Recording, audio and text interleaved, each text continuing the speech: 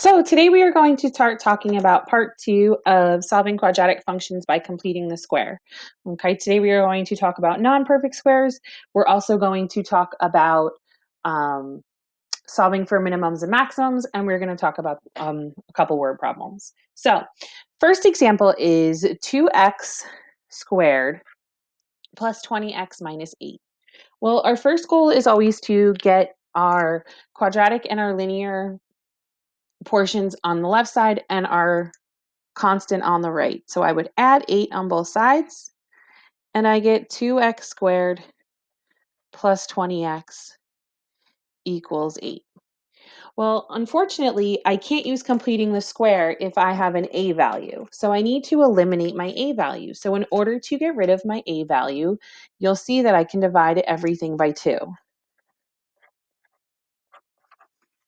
So now I have x squared plus 10x equals 4. And here's where my completing the square comes in. So you will notice that I need to add something to both sides. Well, I still need to do the same process of taking half of my b value. So half of 10 is 5. And then I need to take 5 and I need to square it. So 5 squared is 25. So I'm going to add 25 on both sides. When I do that, I get x squared plus 10x plus 25 equals 29. I have to factor this, and I get x plus 5 squared equals 29. Well, if you notice, I now have 29, and 29 is not a perfect square. However, I do have to take the square root of both sides, so I get x plus 5 equals plus or minus the square root of 29. I would subtract my 5 from both sides, and I get x equals -5 plus or minus the square root of 29. Once again, this is going to give me two separate equations. Okay, I'm going to get -5 plus the square root of 29, and I'm going to get -5 minus the square root of 29. Here's where I would go to my calculator or Desmos or to my phone. Okay, and I'm going to type in -5 plus the square root of 29. And I'm going to get approximately, let me do it in a different color, excuse me.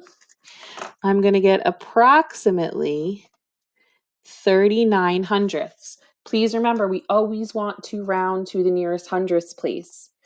Okay. And then I'm going to plug it in again, and I'm going to say -5 minus the square root of 29. And I'm going to get -10 and 39 hundredths. Okay. So my two answers here, or my two solutions, are -10 and 39 hundredths and -0 and 39 hundredths. So there's my two answers for that one problem. So let's try one more.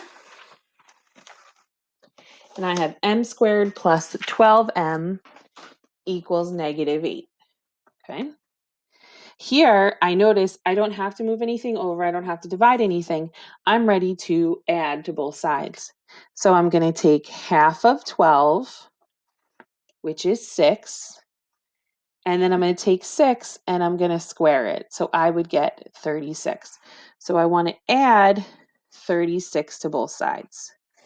So when I do, I get m squared plus 12m plus 36 equals, oh, let's see if it'll, 28. That's a little better. Okay. So I'm going to factor my left-hand side. So I would get m plus 6 squared equals 28. Ooh, that's making it worse. So I'm going to take the square root of both sides, and I'm going to say m plus 6 equals plus or minus the square root of 28. Again, I want to subtract 6 on both sides. And I get m equals -6 plus or minus the square root of 28. Once again, I'm going to have two different answers. I'm going to have -6 plus the square root of 28 and -6 minus the square root of 28. Again, you can use your phone or Desmos or a calculator if you have it. Okay, I'm going to use the graphing calculator. So -6 plus the square root of 28. This is going to give me approximately -71 hundredths. I'm going to do the same thing with subtraction, and I'm going to get approximately -11 and 29 hundredths. Okay, so these answers are a little bit different.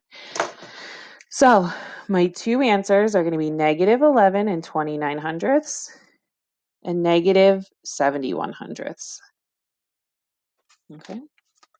So that's with approximation. If they ask you to leave it in radical form, this would be the correct answer. If they ask you to approximate, this would be the correct answer. So finding the minimum or maximum value of an equation. Well, first of all, we need to look at what type of parabola this is going to make.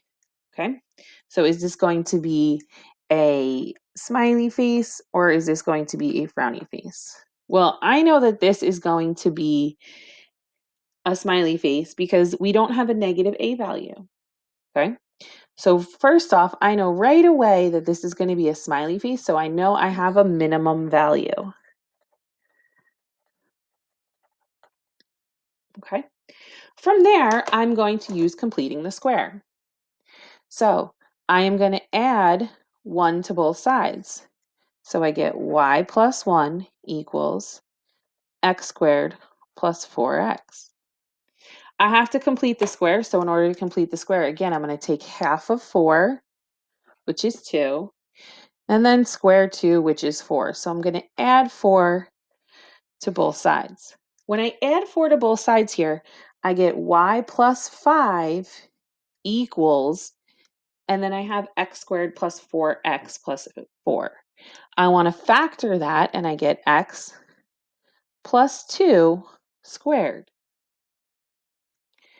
Subtract my 5 on both sides, and I get y equals x plus 2 squared minus 5. So I've taken my equation from standard form and put it into vertex form. Okay, and the reason that we put it into vertex form using completing the square is now I can see what my minimum or maximum value is going to be. Okay, so my vertex here is going to be -2, -5, but my minimum value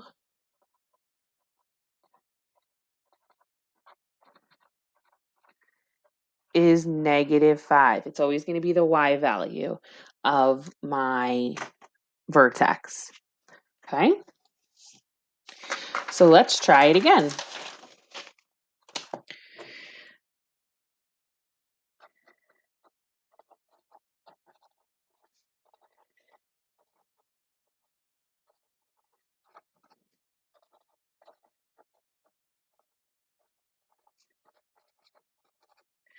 So find the minimum or maximum value of y equals -x squared plus 2x plus 7. Okay. So first thing I want to do is I want to subtract the 7 on both sides. So I get y minus 7 equals -x squared plus 2x. Okay. Now, this is where it starts to get a little bit tricky, and you got to make sure that you pay attention. You may have to watch this one more than once. Okay, so I want to factor out my -1. So I get x squared minus 2x equals y minus 7. Okay, we want to factor that out. From there, I want to add something to the end of our trinomial. Again, I'm going to take half of -2, which is -1, and -1 squared is 1. So I'm going to add 1. But here's where it gets tricky. Because it's really adding 1, but you're multiplying it by a negative, instead of adding 1 to the left-hand side, I want to subtract 1. I want to do the opposite. Okay, so I would get y minus 8 equals negative x squared minus 2x plus 1.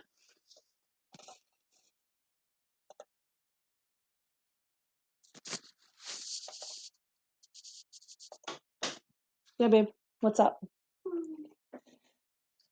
Can I get the pad done?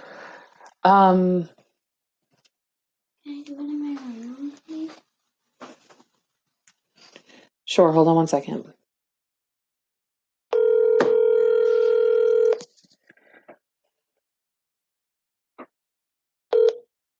Hi, I was just wanting to let you know that on Live Nation, I guess on YouTube, Kids Bop is on from 3 to 4.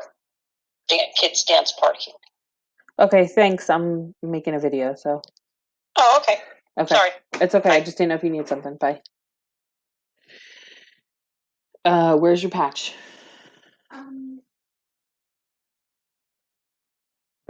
Is it downstairs?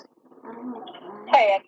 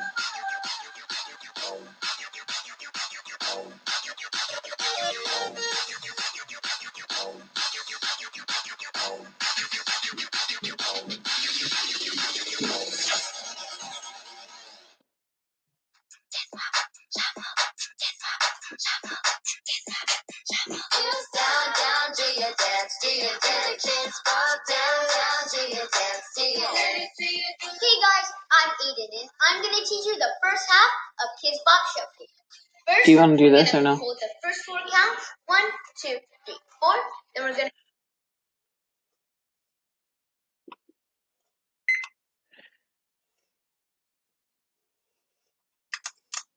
10 minutes. And that's it. We'll see. Please close the door.